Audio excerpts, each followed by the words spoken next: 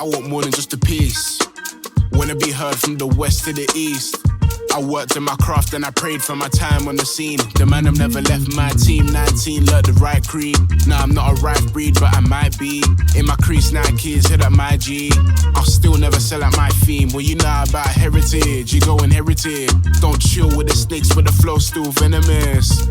Perspective is everything. So much lemonade, I don't know what a lemon is.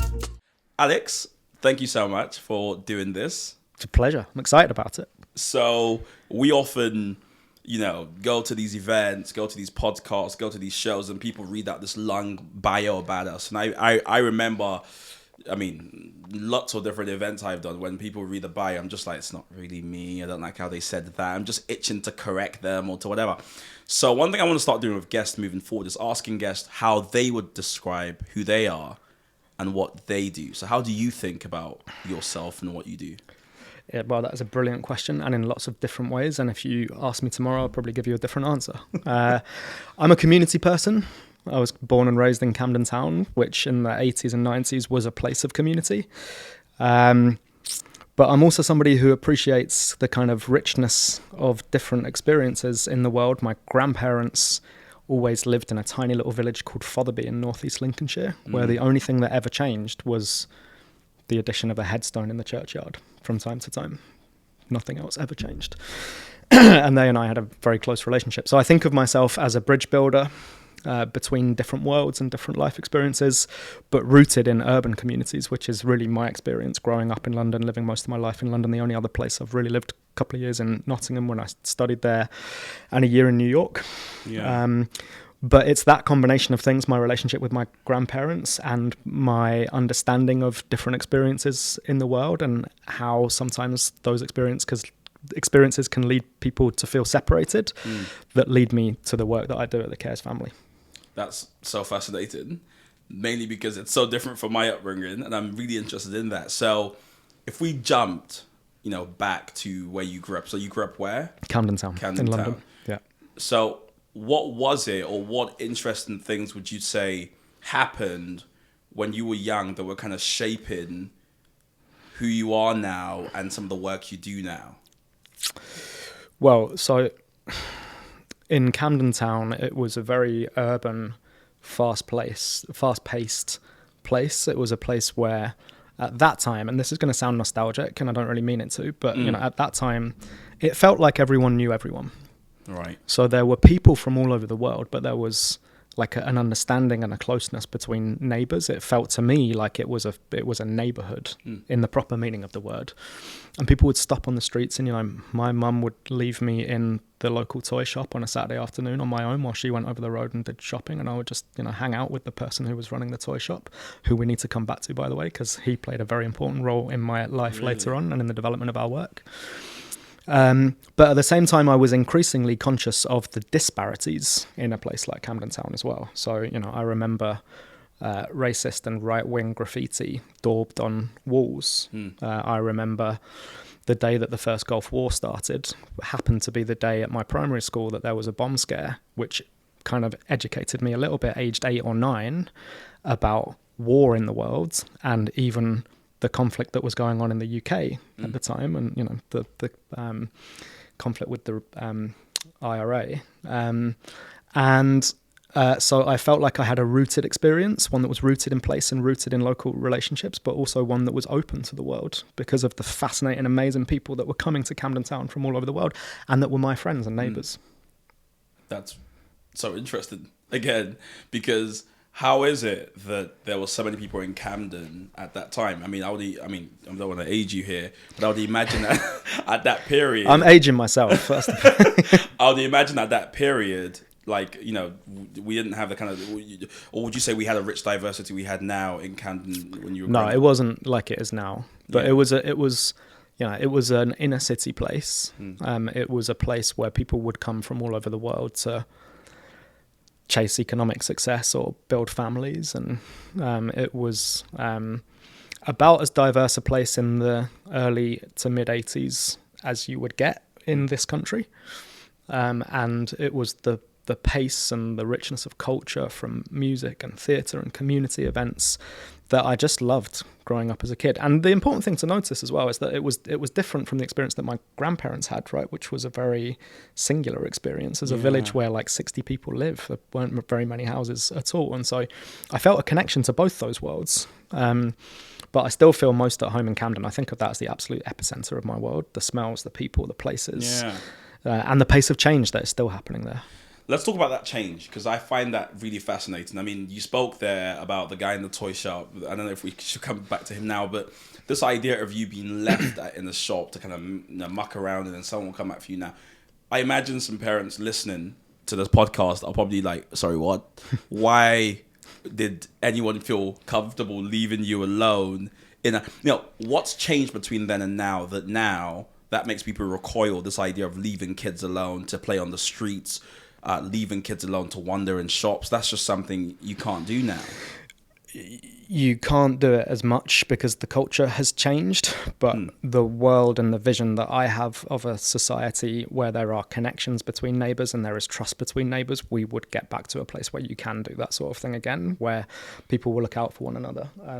I remember in Camden in the 80s, one of my best friends, who lived 5 doors down from us, coming along, and my dad was painting our front door of the flat that we lived in, bright red front door. And my best mate, he was probably age 6 at the time, just to wind my dad up, put his hand in the wet paint of the front door. My dad gave him a clip round the ear.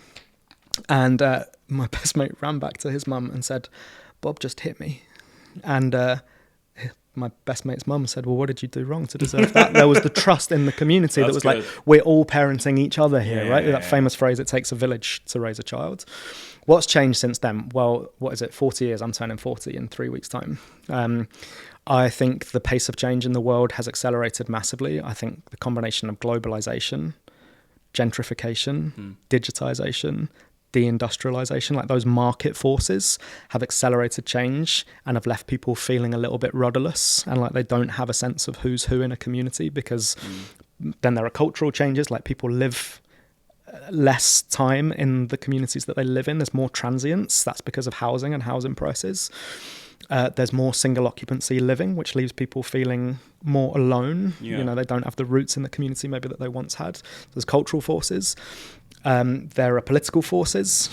Austerity in the last 10 or 12 years has led to the loss of lots of community spaces, community centres where people can get to know one another. We're working differently, but also bureaucratic forces as well. So, health and safety regulations can sometimes leave people feeling stifled and isolated and lacking an agency to make decisions themselves and with their neighbours. Or, the automation of pick up a phone to speak to somebody at your local bank. Press 1 to listen to this piece of lift music. Press 2 to speak to somebody on the other side of the world, right? Everyone's feeling a little bit more separated from one another. And that's like, it leads us on to the work that we do at the Case family. I can agree. I actually had an experience a few weeks ago where I left my keys in the hotel and I just wanted to call them to just to ask them to check my room. It took me at least 15 minutes. And at the end of it all, 15 minutes to talk to a human being. And at the end of it all, they said, "Can you email us what you just said and we'll get back to you?" I sent the email. They still haven't got back to me. That experience for me, I'm just like, okay, I'm all for innovation. I'm very techie. I'm interested in kind of, progression. But if that's what innovation means, that I can't just actually connect with a human and explain to them why those keys are so important. It's not like I've left, my AirPods or something, which sure are important, but I need my keys to get into my house, right? Yeah. And it's just like all of that is missed because of just all the system they've put in place to just ensure that, at the end of it, it's just an email I need to send. And on the phone, as you said, I'm being passed from this guy that play music I like, music I don't like. I'm just like, oh. I bet there was more music you didn't like. Absolutely. They do it to wind people up. Why you reckon they do it on purpose? No, I don't think they do. I just think that there's a lot of kind of remote decisions made. The remote from the community. Top 50s, like they could play the top, top 40. It top would probably 10. cost more money. So they're always looking out for the bottom line. But bear in mind as well that, you are a tech entrepreneur, incredibly well connected, savvy, that even though that experience is not easy or the nicest experience for you, imagine if you're not confident with technology, right? Or you don't have amazing relationships that can give you the confidence to navigate this rapidly changing world, right? It is incredibly difficult to navigate this world for people who haven't kept pace or who haven't exercised their social muscle memory, as I think about it, right? Like people who are out of practice with the world in general and with relationships specifically. It's a really marginalizing experience to live in this world. It's disorientated. I think what you spoke about, you said rudderless, and that definitely connected with me, and I think may connect with a lot of our listeners and viewers too, because, and this is why I find the work you do so fascinating at the Cares family, because that is the term, I think, is with all these forces. You said a lot of izations there, and I know some people might realize a lot of globalization, deindustrialization. It's like all these are kind of global, almost tectonic forces that are shifting and moving. And when you localize it, you think about yourself as an individual, you do kind of wonder, like, the world is moving so fast. And case in point, I might go on Instagram and it's a tiny experience and I have it in my room alone, but I think it speaks to what you're saying, which is that I jump on there and the app looks different to like 3 weeks ago, and there's new people on there.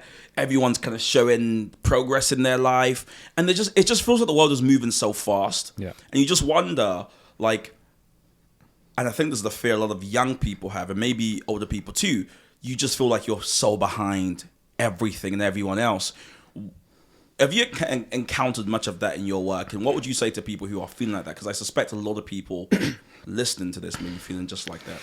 Do you know what? To come back to your point about all of the izations, globalization, digitization, gentrification. One of the things that I'm experiencing quite a bit with young people at the moment is a sense of powerlessness in the world in general. The crises that are in front of us are so big, and we all have such little agency as individuals or even as communities to make a difference. Climate change being the really obvious one, but social injustice, racial injustice. There are so many massive crises out there that we've had opportunities in the last 40 years that I'm describing in this pace of change to do something about, and progress is just too slow. And so a lot of people are feeling that powerlessness in the world, and they are seeking to apply whatever power or agency they have to make change where they are. So, I work in a social change organization. Lots of my colleagues and friends work in social change organizations. And young people, and thank goodness they're doing this, are putting more and more pressure on the institutions they work at and the bosses that they work with to make radical change now. As soon as possible. And, that has problems for people like me that lead organizations, because change can't always happen immediately, and there are legacy systems, and there are, other considerations to make, fundraising, finance, and all of these other things that all about. But it also is an invitation to do more quicker, because there are things in institutions and in communities that can change. And I think sometimes, leaders can get a bit lazy and rely on their legacy systems as a way to perpetuate their own agency in the world and their own authority and power in the world. Yeah. And actually, we need to kind of do what we can to recognize that we're building this world for future generations. And so we need to listen to those younger people and what they're trying to achieve in the world. But people are feeling isolated. They're feeling marginalized. Loneliness is the big issue that we work on at the Cares family. I love the sound of the seagulls. I was going to say, the seagulls, should keep this in. That's a good backdrop. I like They are desperate. So long as it doesn't come in. They're desperate to get involved. I love it. Sometimes you hear bird song, and sometimes you hear seagulls. It's all nature, so we're grateful for it all. So something you said, Alex, which I guess I always think about, and that's, okay, cool. So the current system we have isn't working for us, right? Young people feel displaced. Old people, I don't think it even matters by age, I think people just feel displaced. We feel like the world is accelerating so quickly. There's a new iPhone out, probably by the time we finish this podcast, there's a new one out. And so you kind of wonder, who's this working for? If the system as it currently stands is leading to people feeling more lonely, people feeling more isolated, why are we rushing so much? Why don't we just why don't we have a few years where a new iPhone doesn't come out? A few years where Instagram doesn't update their algorithm? Like, can we just pause Which is what a lot of people feel like. They just want to press pause on the world and just like... Yeah, I mean, it's a good question. I don't know who it's working for, except for self-evidently on the balance sheets of the massive global tech companies and conglomerates. There are people in the world who are benefiting from this system and who don't want to change it quite because it benefits them. But I don't think it's working for the majority. I think it comes from, in a country like the UK, it comes from a long heritage of individualism, which is hardwired into our DNA over hundreds and hundreds of years. Comes from a kind of Northern European Anglo-Saxon Protestantism, that is rooted in our history and is about individualism, and was then kind of redoubled by Thatcherism in the 80s, which was all about pull yourself up by your bootstraps, etc. And then those cultures are perpetuated from generation to generation. And often we kind of take on board with us as generations advance. The baton is passed, and we lose some of the wonderful things that previous generations have learned, but we keep some of the things maybe that we shouldn't be keeping. I'm just thinking, I mentioned my parents already. My dad's mantra to me was, you're only as good as your last record. Now that was wonderful insofar as it instilled in me an ambition for success. And it doesn't really matter what your last success was, there's further for you to go. Yeah. And by the way, another one of my heroes is Sir Alex Ferguson, for whom the same sort of philosophy would absolutely apply. Yes.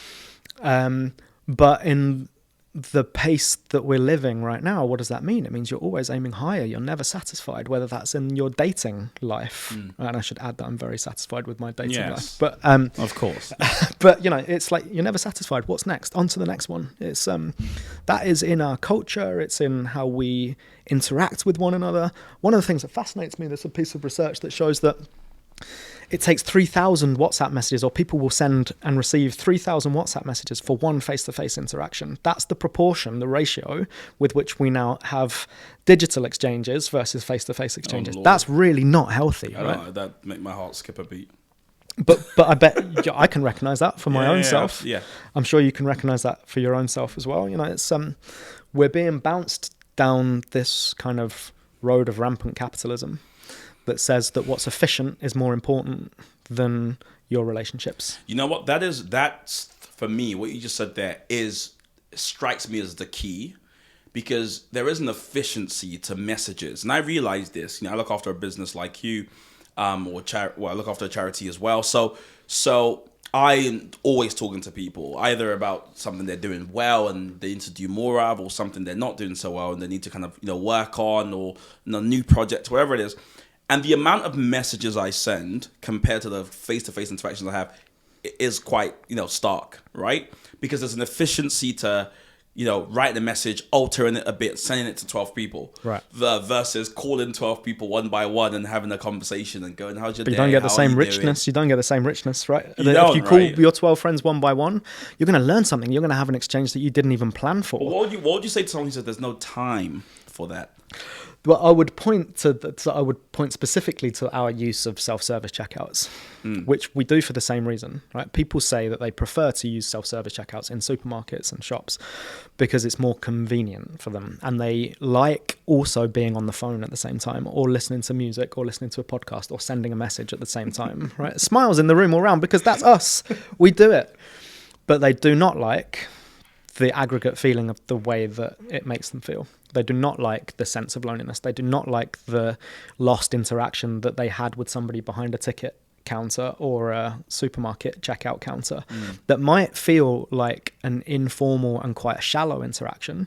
But actually those loose ties between people in our communities, quick hello to the barber as you're walking down the street, how's your day to the person that's serving you a coffee instead of being on your phone at the same time. Those tiny interactions are the linkages between the bigger interactions in our days and in our lives, and they make us feel good, they make us feel seen.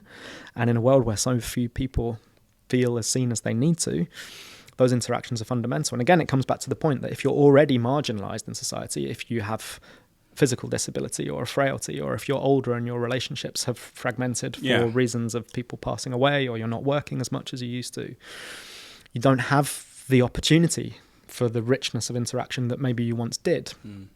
to have those more shallow interactions in your community is actually really, really, really important. Again, it helps you feel seen and recognized. So, yeah, I think the way that we're collectively living, at least in this city and in our major cities in the UK at the moment, but in other major cities around the world as well, notably in the major cities that have that same kind of history and heritage of an individualistic culture. Yeah. This isn't the case everywhere. Latin America, parts of Africa, parts of Southern Asia, parts of Southern Europe, right? They don't have this same phenomenon.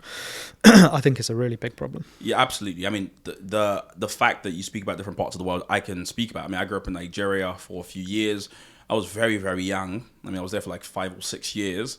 But I remember a lot of things because I remember a lot of people. I remember a lot of experiences. The community raising you, as you said, I remember vividly. I remember once our house got burgled. I remember the fact that the whole, kind of compound came together to say what's going on, what's happening, who was it, So whereas here, I don't want to say it's the same across the UK, but I do think where I grew up, if I got burgled, it would be me and the police having a conversation. And maybe we would speak a bit to our neighbors, but I'll be honest, I don't even know my neighbors' names, and so, like, you do wonder, what is it about the West, the global North, whatever you want to call it, what is it about the way we do life that, yeah, you're right, is expedient on certain metrics, but as per fulfillment, isn't there? I guess there's like a Christian kind of approach. I'm a Christian, and contentment is probably the word we would put. I think you talk about being satisfied, and they're probably brothers or sisters, those words, because contentment is like, okay, cool, I'm not where I want to be, but I'm not where I used to be. And so there's this kind of middle ground where you kind of go, 1 Timothy 6:6 speaks about godliness and contentment being a great gain. I know for some people the godliness part is like, no, thanks. But the contentment part, we could still see as a great gain, because it's like, where's the place for thinking I'm not where I want to be, but I'm not where I used to be, and having that balance where you can enjoy things, but not feel like you're enjoying them to fill this deep hole and void in you. And it's ultimately about kind of connection in general, right? So you mentioned faith and spirituality. I'm not a religious person, but I have a faith in other people and in community, and I have a sense of spirituality and kind of connection with the universe in general. But, like associational faith, whether that's people going to churches or mosques or temples, that type of interaction is less common than it used to be in our cultures that we've created in the last 40 years. And people are losing that sense of congregation, I suppose, is a word that could be applied both to community and to faith spaces as well. People are losing that sense of singing. People don't have such a connection with their football clubs as they used to, because they have become more corporate, more remote, more abstract in general, not so much with the grassroots community football clubs, which are, I think, playing an increasingly important role, quite because football in general is being more stratified. But so I think that connection to self or to nature or to the universe is something that we've forgotten in our general cultures, urban cultures in particular, to make time for. And they're fundamental to who we are. If you look at Maslow's hierarchy of needs, connection to the world is kind of rooted throughout that. If you look at growth mindset, connection is a really important part of that. If you look at the 5 ways to well-being, connecting to other people, connecting to yourself, connecting to nature, they're all really, really important. And I don't know, some of this stuff kind of came out in the pandemic, this sense that community is important again. But as soon as that moment has moved on to another, we've picked off where we've left off. Without really fundamentally, radically reappraising how it is that we're living together. And the fundamental is we're not living together. People kept on speaking about the new normal and what the new normal would be. But you're right, it seems like we've just gone... The new normal is the old normal. we just picked up where we left off, and we haven't reflected particularly, we haven't learned particularly. We're kind of... we're hurtling along on this ride, and this applies to economics as well, right? All political parties are saying growth, growth, growth. To what end? Where does perpetual growth ultimately take us to? It takes us to catastrophic climate change because we're burning up the planet. So, it's I think we're on a pretty dangerous course, but I have hope because of that thing that I've already spoken about, the kind of the sense of people taking back control, and I used that expression mindfully, but also in its proper meaning of the word, right? Because people are seeking agency, not just as individuals, but they're coming together in communities, whether that's communities of kind of mutual interest or communities of place or digital communities where, you know, of identity or culture or background. And lots of incredible organizations, individuals and communities are standing up for one another. And that energy is bubbling at the grassroots from the bottom up. You can't see it in the media yet, as much on the mainstream media, as much as you should be able to. It's not referred to enough yet in politics, but it's coming. Right, that bottom up kind of change is really coming. I sort of want to shift gears, because as you're saying these things, I'm like, this is a lot of heavy stuff. Like, Alex, this is. Sorry, I was looking forward to a light conversation. Yeah, I was like, this is a lot of heavy stuff. I think some people listening are probably like, maybe they're going to work and they're like, God, wow, you know, this is a lot. And it takes a certain type of person to kind of focus on this and to choose this, you know, as their sort of thing that they're gonna do in their corner of the world. I always talk about how we all need like a corner of the world to clean up. Like, get a brush and a dustpan, pick a corner, and just like sweep it. No point being like the whole thing's dirty. It's like, yeah, cool. Just pick a corner, I love and that. you just you know, brush and dustpan, do that.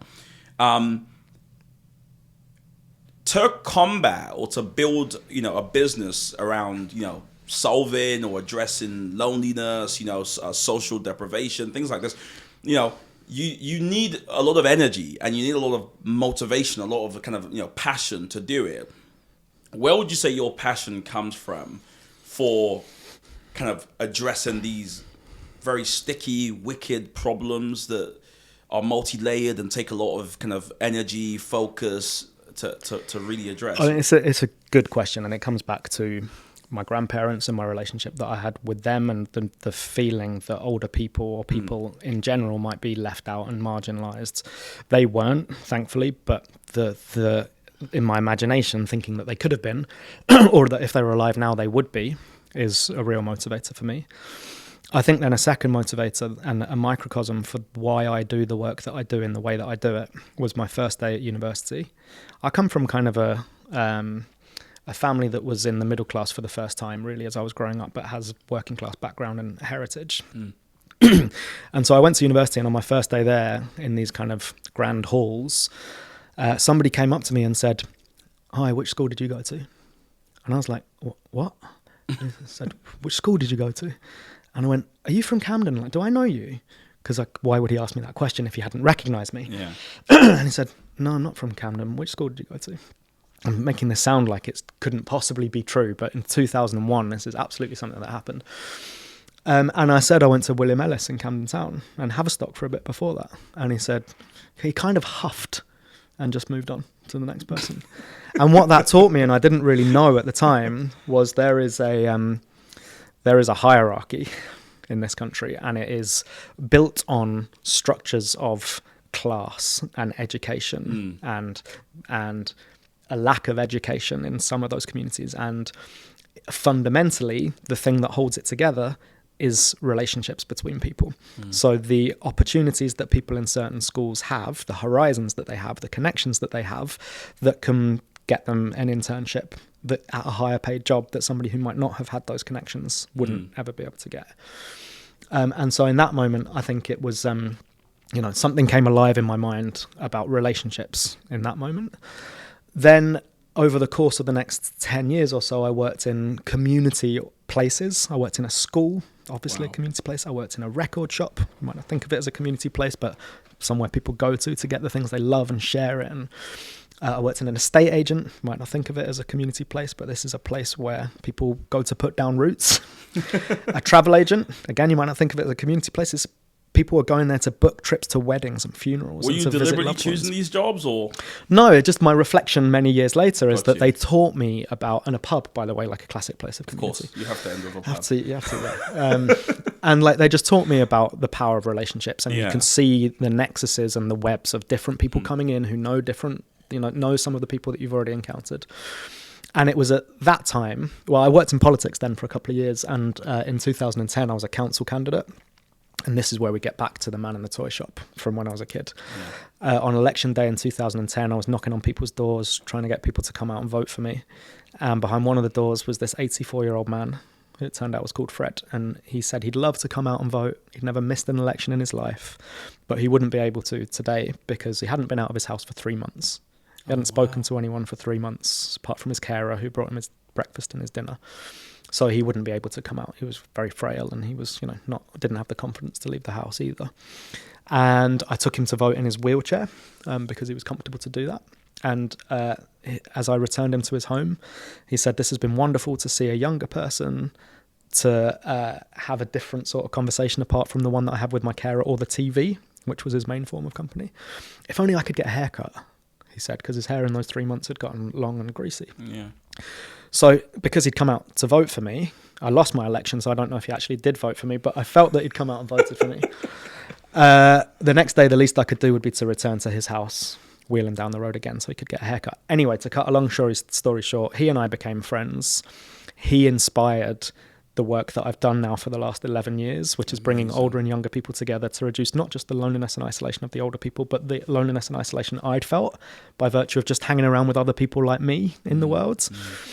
He and I became friends. It so turned out that was his shop, the place that my mum and dad would leave me on a Saturday afternoon while they went to get their groceries over the road. Fred's shop Escapade was my little home. It was my little refuge on a Saturday afternoon. And so we had met and known one another 25 years earlier. Yeah. And that's not the reason we became friends. I only found that out, about all of that a little bit later on. But it just taught me the power of kind of connecting the dots between different life experiences and showing all of us what we have in common with people that we think are actually radically different from us. And what I've learned in the last 11 years, bringing younger and older people together with the Cares family, is that, and this really does answer your question, let's talk loneliness, right? Loneliness is not just a personal human emotion. It's part of our human condition. We would not want to eradicate it totally. It's like sadness or happiness, right? It's part of life. It's more than that, though. It is a public health crisis because the type of loneliness, chronic loneliness that people are living right now leads to strokes and heart attacks and depression and dementia and poor mental health outcomes. Yeah. Some research says it leads to cancer as well. So it's a public health crisis. And it's a political crisis because we are withdrawing from one another, right? And what does that lead to? It leads to othering, discrimination, polarization, division, more dislocation. Like, that way is a dark place, fragmented place. So we think of loneliness like at the Cares family across those 3 different prisms. And so the motivation for doing this is rooted in my grandparents and my relationship with them. It's built on my experience in the world over the last nearly 40 years. And it's led me to a place where I'm like, actually, this is an equity issue. Right? This is about all of us. This is about what makes us human. How do we come together? How do we live in a world of rapid change? And if you think the last 40 years have been fast-paced, the next 40 with AI and automation and climate change is going to feel somewhat more dislocating. Yeah. So, that's a long answer to a short question. One, we love a full circle moment. So I love how you circled back. I love circling back. But 2, that is generally amazing. The fact that you could connect and you were able to connect him, this lovely man called Fred, and your kind of early childhood experience. It's such a beautiful thing that the universe, kind of created for you to experience just that full circle moment. It comes back, by the way, to the point we were talking about earlier, right? Like, you said, how do we have a world where people can leave their kids with one another again? And it's Fred. I knew his name, right? And the thing that I was trying to get at ultimately with building the Cares family is, if we know one another, if we look one another in the eyes, if we trust our neighbours, had I known Fred before that day that I serendipitously met him on election day, would he have fallen into that isolation? Would he have fallen into that kind of cycle of dislocation and despair? Hopefully not. So that's what we're trying to do, right? Yeah. We're trying to bring people together and connect the dots and help people to live in community again. I think you're going to be the best person to ask these set of questions then, because these are some of the things me and friends talk about. And I think you have a unique vantage point in that you can see a lot of the kind of moving parts. One of the reasons I set up the Common Sense Network is because, I think there's so much more that we have in common than we have apart, or that whatever the term is. We have a lot more in common than we think. And I love the idea of people with radically different life experiences with different political kind of mindsets coming together and actually trading ideas. And I genuinely believe in exchange. Yeah. Our political structure isn't set up like that. Exchange just isn't part of it. It's adversarial. It's one versus the other. I mean, I'm sure your time in New York exposed you to the American system kind of very closely, which is even worse, I would say, to be quite frank. But I do wonder, again, at risk of talking about, global forces, a lot of people listening to this right now probably may be people who are dealing with loneliness, but would never, and chronic loneliness, as you put it, but would never admit it. Yeah. If you look online, they are having lots of fun. They may be driving now next to a partner and they feel very, very disconnected from that partner. That probably made the partners look at each other now. But they're listening to this in the car and a podcast. And they're like, what's going on? But I just wonder what you would say to these people who are online, they have followers, they have friends, they have subscriptions to the gym, they're part of a health club. Like they've got all the things that should allow for connection and meaningful interaction, but aren't feeling any of that. That is the $1 million question. I don't have a single answer. I wish I did. I'm trying through the Cares family and bringing generations and people from different backgrounds and attitudes and classes and races and experiences together. I still don't have a perfect answer. But what I would say is sometimes less is more. And I don't take my own advice on that. And I'm on social media and I love getting a like. I love a retweet. I'll give you one later today. Thank you. I appreciate that. That will make me feel good. But recognize that the social media algorithms are designed to give you that hit of dopamine that you get that makes you feel good when you get a retweet or a like. It's not real. Like it's not. Yes, it may perpetuate your influence in the world or your sense of influence in the world.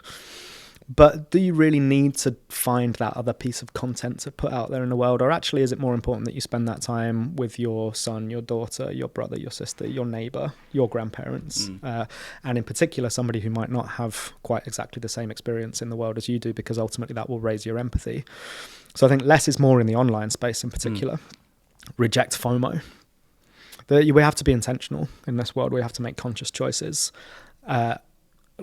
Honestly, people's lives are not what they post on social media. That is, if somebody posts 1,000 pictures on Instagram a year, that's still only 1,000 seconds. I don't know how many seconds there are in a year. I'd have to do the maths. But it's a very, very tiny snapshot. It's literally a snapshot of people's lives. It doesn't very often show you the struggles people are going through or the sense of depression that people have or the loneliness that people experience, right? So small is beautiful sometimes. Reject FOMO. And really importantly, find your 5 a day, 5 meaningful connections every single day. They don't all have to be in person. They can be on the phone. They don't all have to be with loved ones. It can be with the person at the barber shop or a neighbour that you just say hi to. A complete stranger, the person who serves you a coffee, but pick up the phone to the people that you love and tell them that you love them, because, we all lose people in this world. And we all lose things in general, right? We all lose a sense of culture, a sense of self, a sense of togetherness. This is the experience we're going through. So reach out to other people, whether you're feeling good or not, because the key thing is it takes 2 people for 1 person to be visible, right? Yeah. So not only will they feel good by virtue of you reaching out, but you'll feel good too. What's so interesting to me about all of that is the fact that ordinarily growing up, your mum might tell you some of these things, or your dad might tell you, or your grandparents, essentially people who you're living with, and grown up with. But because young people have access to devices so early, I mean, I've literally seen 3-4-year-olds on iPads, and that's how they do most of their socialization, by watching stuff and tapping things and whatever. It means this sense of individualism can actually be very kind of cultivated from a very young age. Yeah. And so, I remember meeting one of these young guys who approached me at an event to ask for mentorship. He was quite young. He was probably like 18. And he approached, which takes boldness to ask someone to help you. I mean, that takes quite a lot of boldness. But he couldn't look at me in the eyes. He kept looking down and looking around. And I kind of was looking at him. I went to kind of tell him, like, almost like from an older brother kind of perspective, like look at me. If you're going to ask someone for something, you're going to connect to someone, you got to look at them. Now we ended up talking and spending some time together. I think we had like 2 coffees or something like that. He had tea, or he doesn't drink coffee. Yet I did tell him. I said, "You're saying that all the now. important lessons. You You're wait. teaching them, look somebody in the eye and make sure you have a coffee from time to time. You wait a few years, you'll need that coffee, mate." No, and he was just talking about the fact that he's very low key. He says he doesn't really like social media. He has no DPs up, and but he's been on it for a long time. He's been on social media. He grew up with social media. I mean, he's quite young, and it just made me realize that a lot of the stuff you learn by just talking to people and having interactions and having awkward interactions, he just hasn't had any of that. Yeah. So the socialization you need to be able to understand how to talk to people, kind of social cues, he just had been so deprived of these things, and probably without anyone knowing, because if you look at him, he's just a normal kind of young guy. And that's when, for me, I think I first realized just how, I mean, of course, you hear folks who don't like the internet, don't like social media, talk about how the phone is destructive all the time. And I've always been like, I get it, but I would always look at that with some, skepticism. I'd be like, yeah, it's bad, but it can be used for good. But that's the first time I think it hit me, just how much control these things can actually have over our lives, and how these things, whilst they have the potential for great, connection, to foster great connections, in people's pockets is the very thing holding them back from real and meaningful connections, it seems. Yeah. So it's like everyone has this limiter in their pocket, which I think that's pull the key out every thing. Second, and it pulls like them away. The fact that it's in people's pockets, I think, is important, because often people will say about social media, well, before social media there was the TV. Yeah. And before TV, people used to stare at the fire. People just, and there's that great image online of like, oh, wasn't the world better before we had mobile phones? And like 50 people on a bus just staring at a newspaper and not talking to each other. So people need their solitude. I get that. But I think that the fact that it is in people's pockets does make a bit of a difference. And the fact that the big kind of social media companies and content companies are designing these algorithms to get us to be addicted and to make us to feel good, because that's their whole business model. That's a problem, right? So Netflix CEO or former CEO said that their greatest competitor was sleep. That's not healthy. It's really telling, and that's why they have the rolling stuff, and it's why it's you like this, so you might also like that.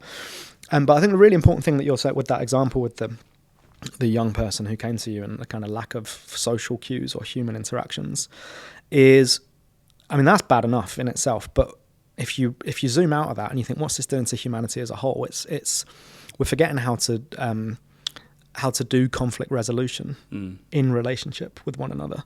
So unless you look at someone in the eye, and and we've learned this more in the last couple of years with the pandemic, you can't relate to people in the same way.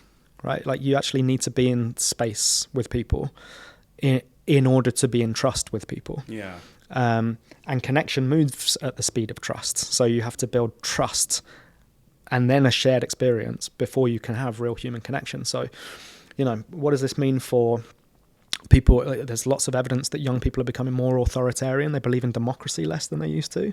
We've got all sorts of problems in the world. I mentioned climate change. There's a war going on not a million miles from here. And if we can't be in a room together, look one another in the eye and find compromise based on that human connection, that we're all the same, right? We are a single species.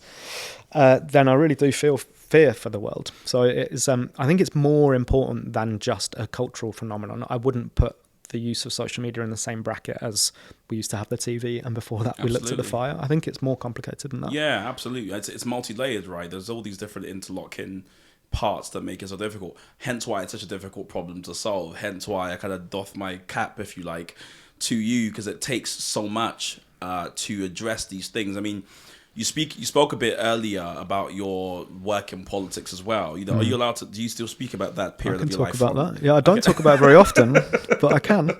And why do you not talk about it very often? I guess I was still in my late 20s at the time I worked in politics, which was only for a couple of years.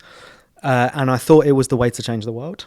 And I realized pretty quickly that it's a way that you can change the world, but actually you have to climb a very greasy poll to get to any position where you have any authority to be able to change the world. And in the meantime, you're just banging your head against bureaucratic processes and people perpetuating their own power. You came in as a SPAD, if I'm correct. I worked for Ed Miliband for about 12 months. Yeah, firstly on his leadership campaign, and then in the Are you tough enough? Opposition's Hell yes, I'm tough enough. Hell yes, I'm tough enough.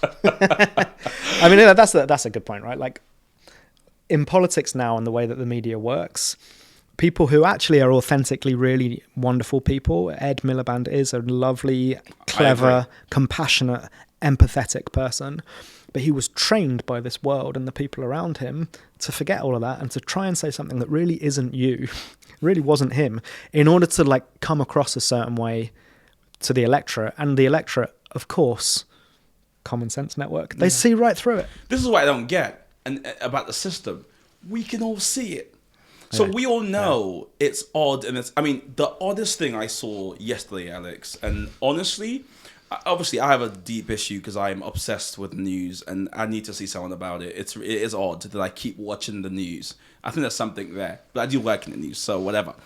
So I get home after work, and I literally watch reruns of the debates, I'll watch random debates. I was watching Liz Truss, who when this comes out, maybe she's Prime Minister, maybe she isn't, and it was the weirdest interaction I'd ever seen because, again, I've been watching politics for a long, long time, so whatever.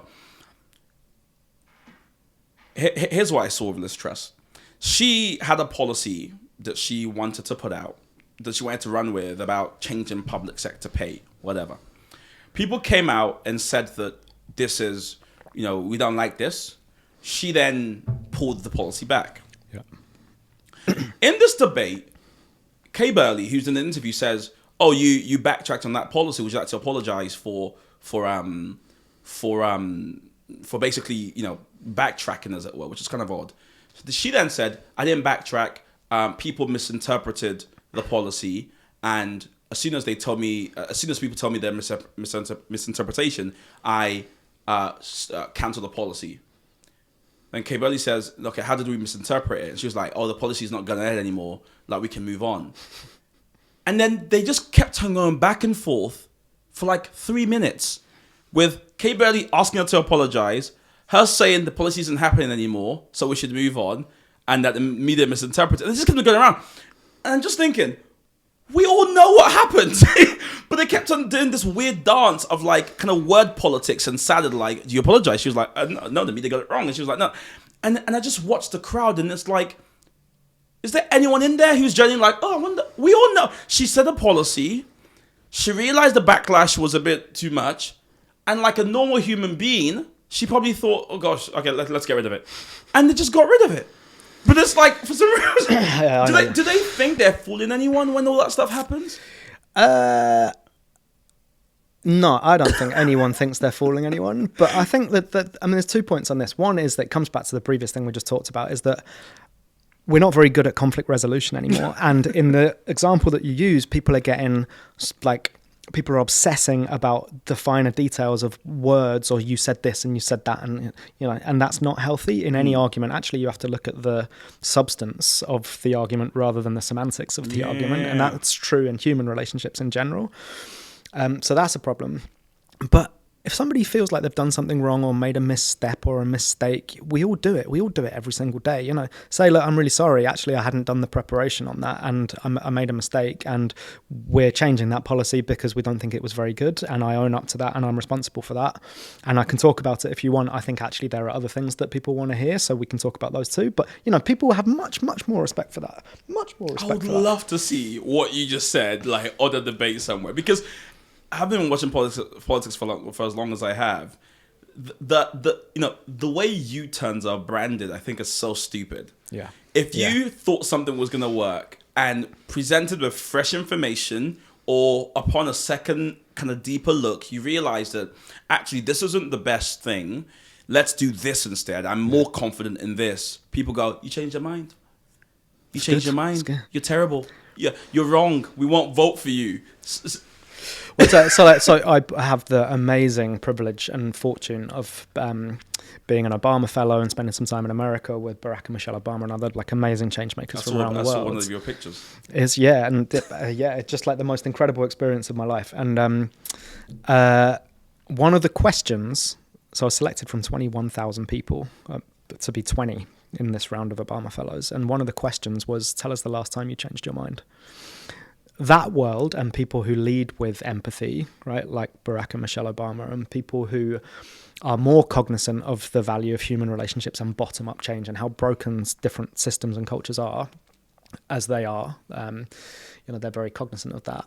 They ask you questions like, when was the last time you changed your mind? Because they see value in it.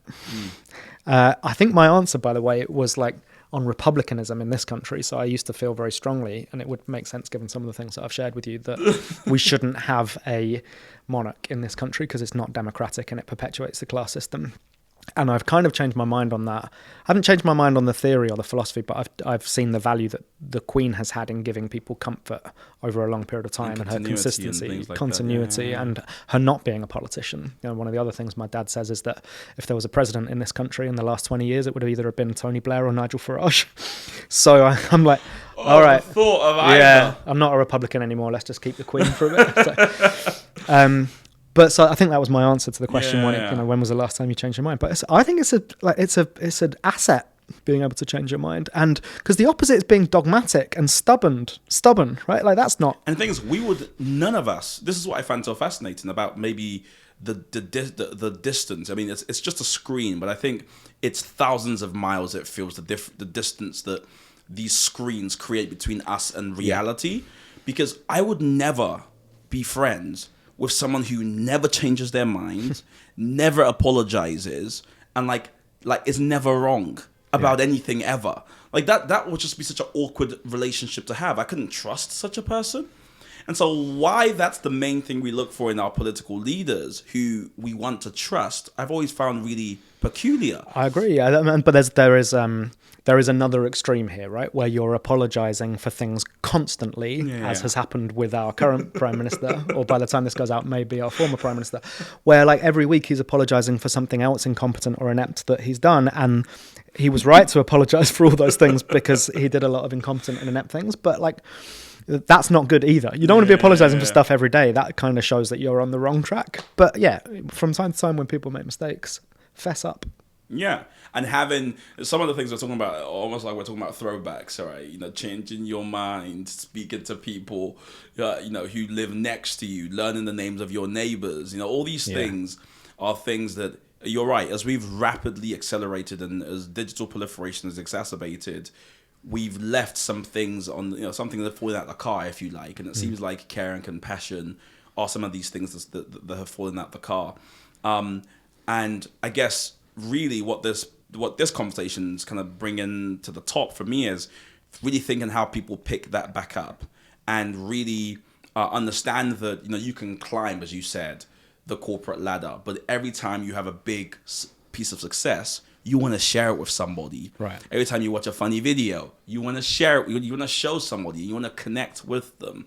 So how do we raise the value, if you like, of connection again in this world that, I must be honest, it's so easy to go through a week where you only talk to people at work about work. Yeah. And, you kind of, and that's it. Like I don't think it's difficult to kind of go to work, AirPods in on your way to work, finish work, AirPods back in, get, home.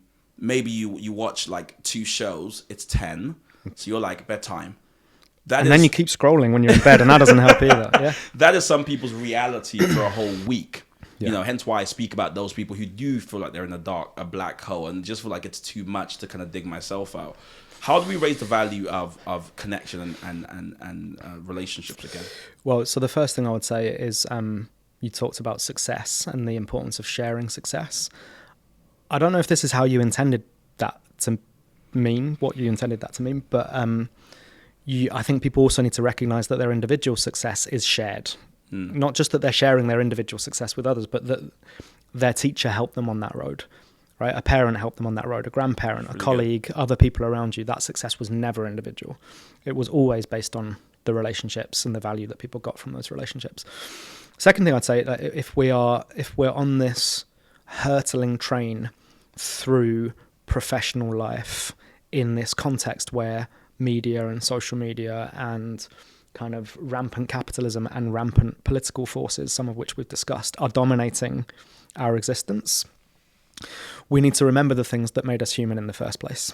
And one of the things I think about our work at the Cares family is that, you know, we have younger people, say they're 25 and they're a management consultant, right? And they commute to work with their AirPods in, and they don't speak to people on the way to work, and they buy a coffee from a machine, and they buy their shopping from a machine, and then they sit in front of a computer screen all day. And if they do have conversations with other people, they're probably other 25-year-old graduates who are also management consultants who have a very similar life experience to them. And then they'll go to a wedding on a Saturday, and the first question that will be asked of them, it might be, what school did you go to? That would be terrible. Or it might be, what do you do? And somewhere along the line, we've forgotten to ask the question, how do you do?